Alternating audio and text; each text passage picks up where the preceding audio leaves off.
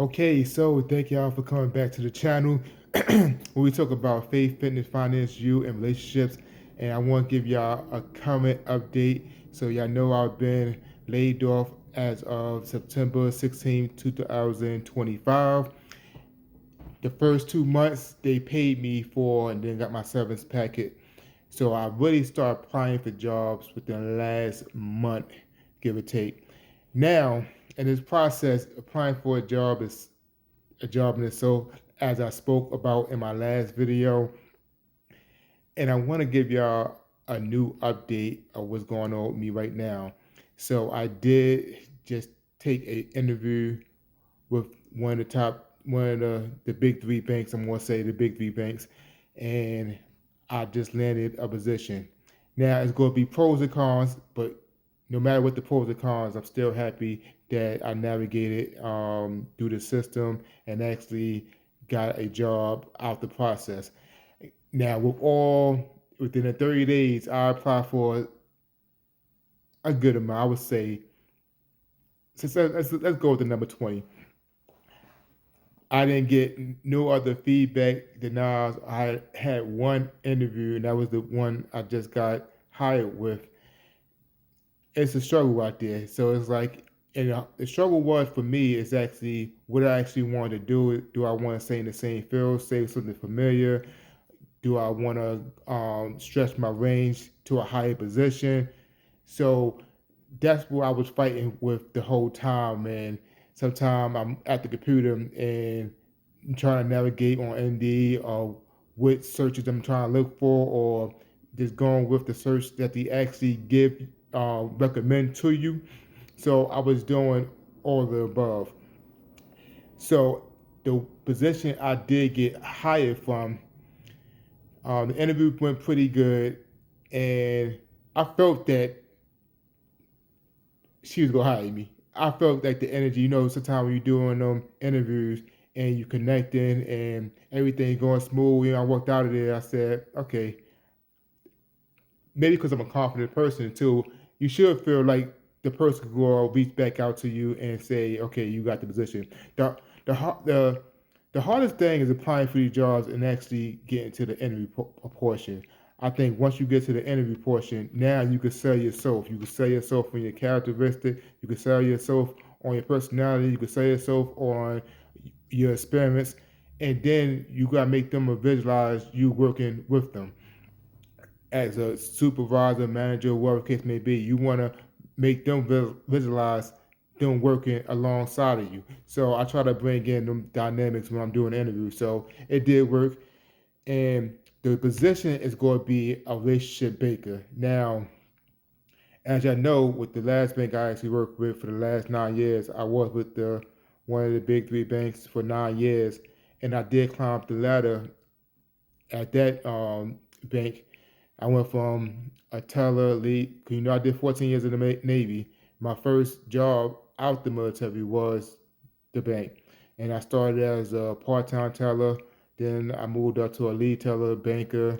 Stayed at a banker for probably 3 years, and then I went to the corporate side, and I stayed there for 3.5 years before I got laid off.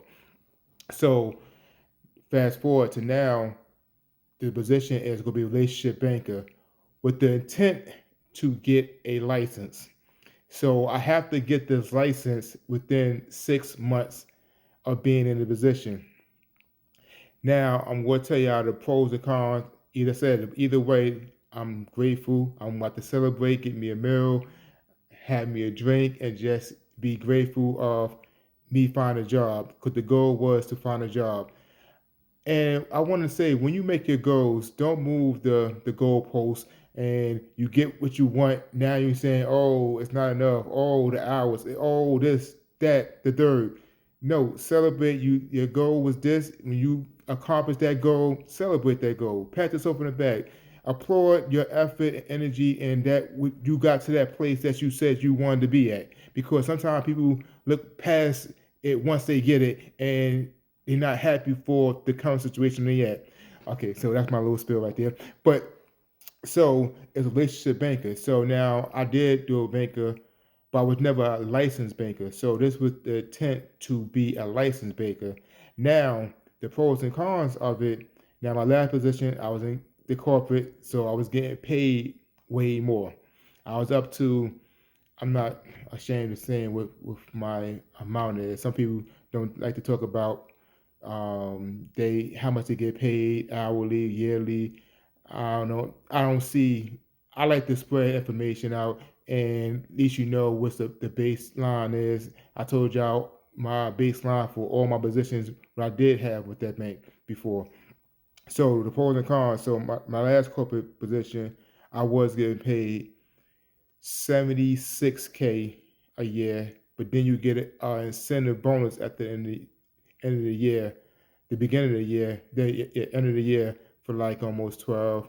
So 76 with the 12, that's like 80, like 88, give or take. That's how much I was making at my last position.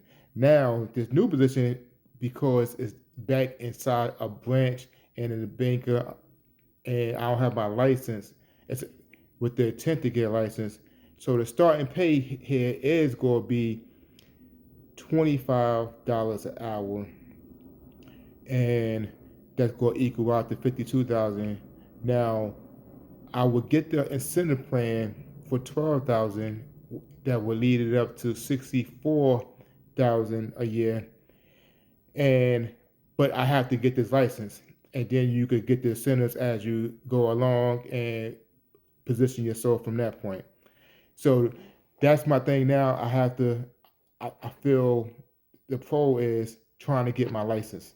So once you get your license, that license, being a licensed banker, can actually take you a long way. And then with everything, my background, I can start moving and saying, okay, I got these licenses. It's hard to get that license, and then some of these jobs ask for that license, and you have to get that license, or you gotta get sponsored to get that license. So they go to sponsor me to get the license, but I have to pass. So if you don't pass, you will go down to a regular banker. They said they'll probably reposition me to another banker, and you'll just stay with the $25 an hour. So that's pretty good. So I just want to give y'all an update on my journey of applying for jobs. So it took me 2 months. The first 2 months I ain't applied at all, so I'm not gonna count them 2 months. So and the next month I barely did. So a month and a half. Let's say a month and a half. A month and a half it took me to actually land me a gig, and I think it's sometimes it's easier to try to find a job when you have a job. Sometimes and that can be harder too.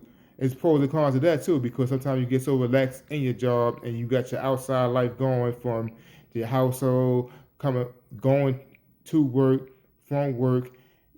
Say if you got kids, say you got a significant other, you got a lot of motion going on. So sometimes you put the searching for a job on the back burner.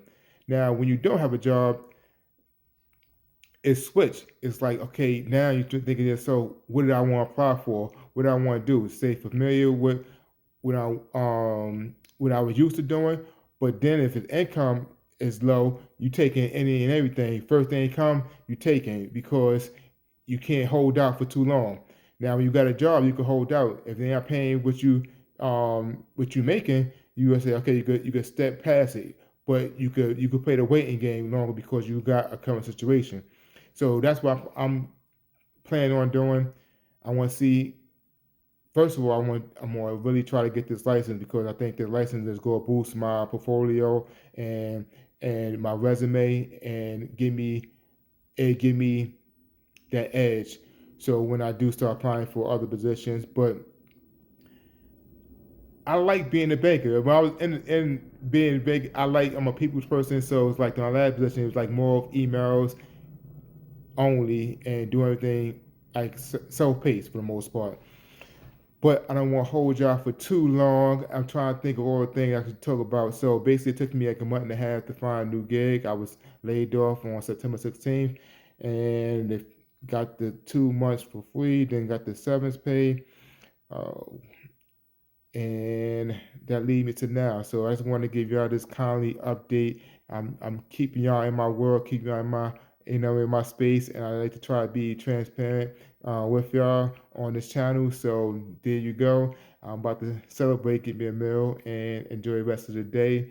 Until the next video, y'all take care and live this thing called life the best way you can from your faith, fitness, finance, you, and relationships, and you will always make yourself whole.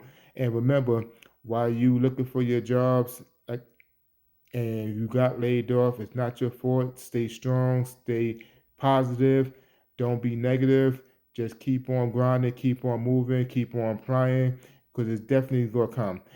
It's only a waiting game. You definitely, um, if you got your last position, you could get the new position.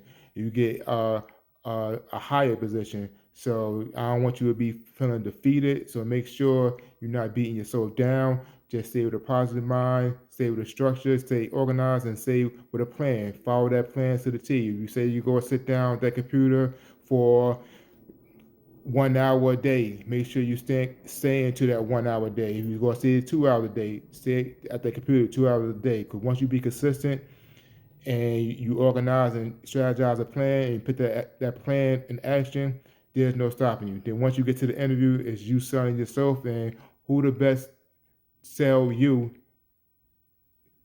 from you. So you gotta do your job on that side. But y'all take care, enjoy things, collect the best way you can. All right, to the next video.